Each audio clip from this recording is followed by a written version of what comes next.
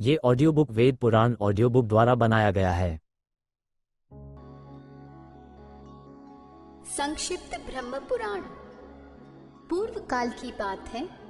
परम पुण्यमय पवित्र नैमिषारण्य क्षेत्र बड़ा मनोहर जान पड़ता था। वहाँ बहुत से मुनि एकत्रित हुए थे। भांति भांति के पुष्प उस स्थान की शोभा बढ़ा रहे थे। पीपल, परिजात, चंदन, अगर, गुलाब तथा चंपा आदि अन्य बहुत से वृक्ष उसकी शोभा वृद्धि में सहायक हो रहे थे। भांति भांति के पक्षी, नाना प्रकार के मृगों का झुंड, अनेक पवित्र जलाशय तथा बहुत सी बावलियां उस वन को विभूषित कर रही थी। ब्राह्मण, क्षत्रिय, वैश्य, शूद्र तथा अन्य जाति के लोग भी वहां उपस्थित हुए थे। झुंड के झुंड गोएं उस वन की शोभा बढ़ा रही थी। नैमिषारण्य वासी मुनियों का 12 वार्षिक यज्ञ आरंभ था, जो गेहूं, चना, उड़द, मूंग और तिल आदि पवित्र अन्नों से यज्ञ मंडप सुशोभित था। वहां होम कुंड में अग्निदेव प्रज्वलित थे और आहुतियां डाली जा रही थी। उस समय महायज्ञ में सम्मिलित होने के लिए बहुत से मुनि और ब्राह्मण अन्य स्थानों से आए। स्थानीय महर्षियों ने उन सब का यथा योग्य सत्कार किया। पृथ्वीजों सहित वे सब लोग जब आराम से बैठ गए, तब परम बुद्धिमान लोमहर्षण सूत जी वहां पधारे। उन्हें देखकर मुनिवरों को बड़ी प्रसन्नता हुई।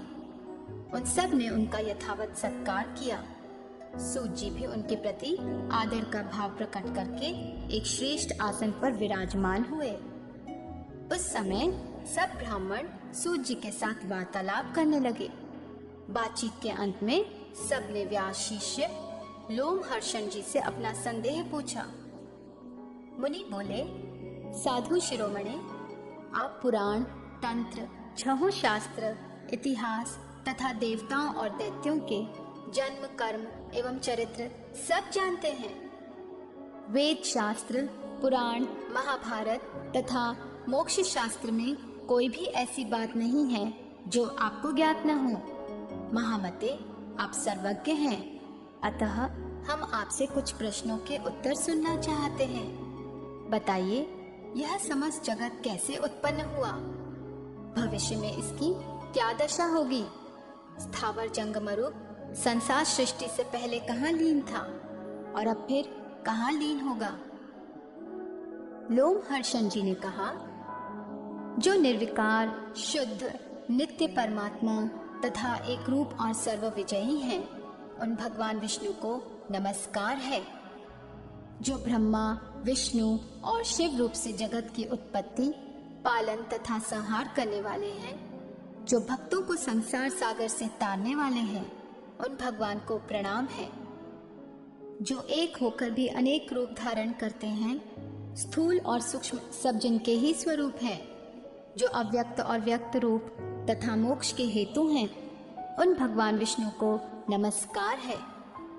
जो जगत की उत्पत्ति, पालन और संहार करने वाले हैं, जरा और मृत्यु जिनका स्पर्श नहीं करती, जो सबके मूल कारण हैं, उन परमात्मा भगवान विष्णु को नमस्कार है। जो इस विश्व के आधार हैं, अत्यंत सूक्ष्म में भी सूक्ष्म हैं तथा प्राणियों के भीतर विराजमान हैं, क्षर और अक्षर, पुरुष से उत्तम तथा अविनाशी हैं, उन भगवान विष्णु को प्रणाम करता हूँ।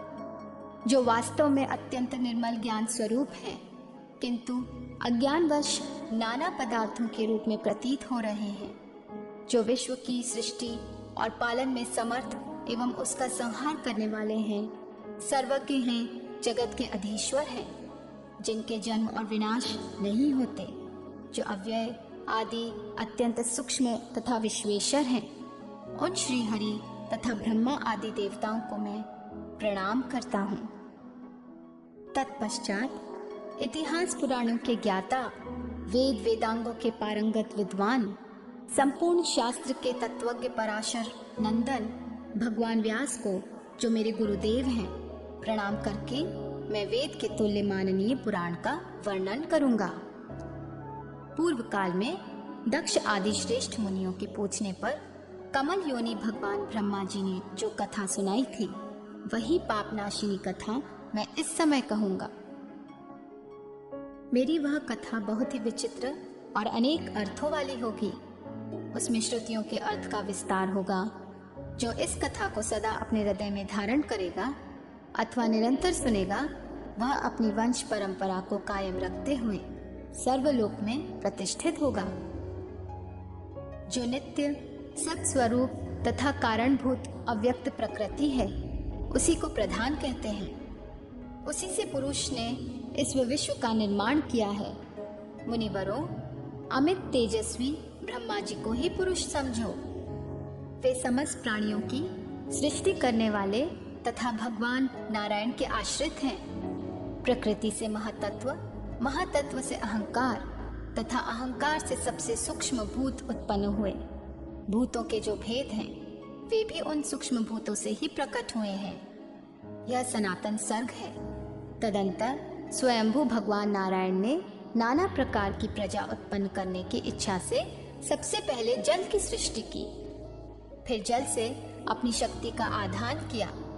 जल का दूसरा नाम नार है, क्योंकि उसकी उत्पत्ति भगवान नर से हुई है।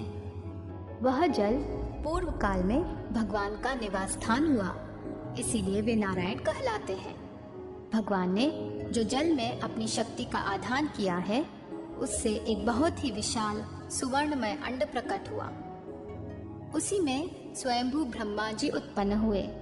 ऐसा सुना जाता है, सुवर्ण के समान कांतिमान भगवान ब्रह्मा ने 1 वर्ष तक उस अंड में निवास करके उसके 2 टुकड़े कर दिए।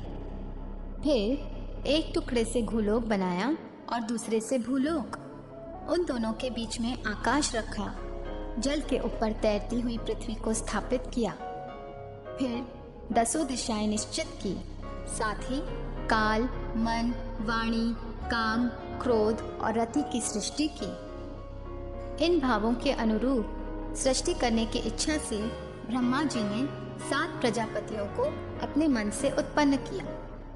उनके नाम इस प्रकार हैं: मरीचि, अत्रि, अंगिरा, पुलस्त्य, पुलह, क्रतु तथा वशिष्ठ। पुराणों में यह 7 ब्रह्मा निश्चित किए गए हैं। तत्पश्चात ब्रह्मा जी ने अपने रोष से रुद्र को प्रकट किया। फिर पूर्वजों के भी पूर्वज सनत कुमार जी को उत्पन्न किया। इन्हीं 7 महर्षियों से समस्त प्रजा का तथा 11 रुद्रों का प्रादुर्भाव हुआ। उक्त 7 महर्षियों के साथ बड़े बड़े दिव्य वंश हैं। देवताओं भी इन्हीं के अंतर्गत हैं। उक्त 7 वंशों के लोग कर्मनिष्ठ एवं संतानवान हैं। उन वंशों को बड़े बड़े ऋषियों ने सुशोभित किया है। इसके बाद ब्रह्मा जी ने विद्युत, वज्र, मेघ, रोहित, इंद्रधनुष, पक्षी तथा मेघों की सृष्टि की। फिर यज्ञों की सिद्धि के लिए उन्होंने ऋग्वेद, यजुर्वेद तथा सामवेद प्रकट किए। तदंतर 7 देवताओं की उत्पत्ति बताई जाती है। छोटे बड़े सभी भूत भगवान ब्रह्मा के अंगों से उत्पन्न हुए हैं। इस प्रकार प्रजा की सृष्टि करते रहने पर भी जब प्रजा की वृद्धि नहीं हुई, तब प्रजापति अपने शरीर के 2 भाग करके आधे से पुरुष और आधे से स्त्री हो गए। पुरुष का नाम मनु हुआ। उन्हीं के नाम पर मनवंतर काल माना गया है। स्त्री अयोनिजा शतरूपा थी, जो मनु को पत्नी रूप में प्राप्त हुई। उसने 10,000 वर्षों तक अत्यंत दुष्कर तपस्या करके परम तेजस्वी पुरुष को पति रूप में प्राप्त किया।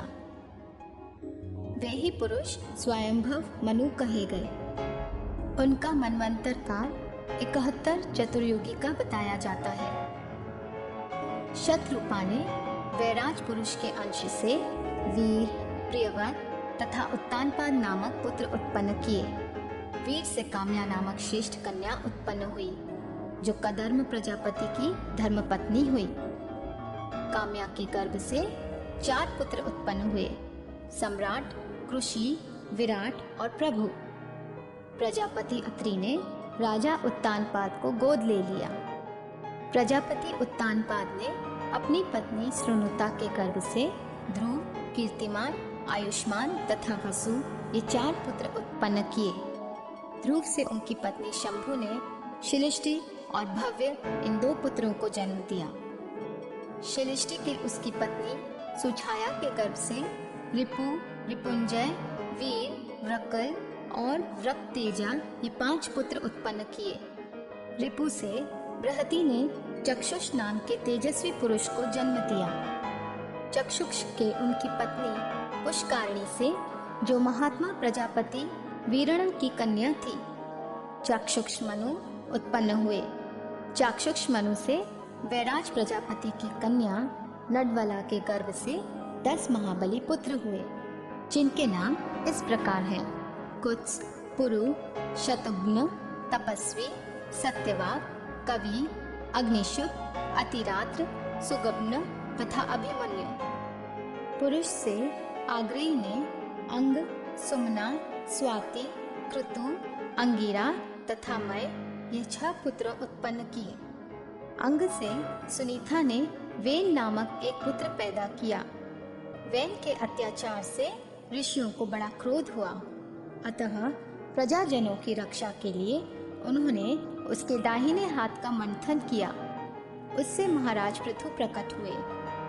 उन्हें देखकर मुनियों ने कहा, ये महातेजस्वी नरेश प्रजा को प्रसन्न रखेंगे तथा महान यश के भागी होंगे। वेद कुमार पृथु धनुष और कवच धारण किए अग्नि के समान तेजस्वी रूप में प्रकट हुए थे। उन्होंने इस पृथ्वी का पालन किया। राजसूय यज्ञ के लिए अभिषक्ति होने वाले राजाओं में वे सर्वप्रथम थे। उनसे ही स्तुति गान, निपुण सुख और मागध प्रकट हुए। उन्होंने इस पृथ्वी से सब प्रकार के अनाज दुहे थे। प्रजा की जीविका चले, इसी उद्देश्य से उन्होंने देवताओं, ऋषियों, पितरों, दानवों, गंधर्वों तथा अप्सराओं आदि के साथ पृथ्वी का दोहन किया था।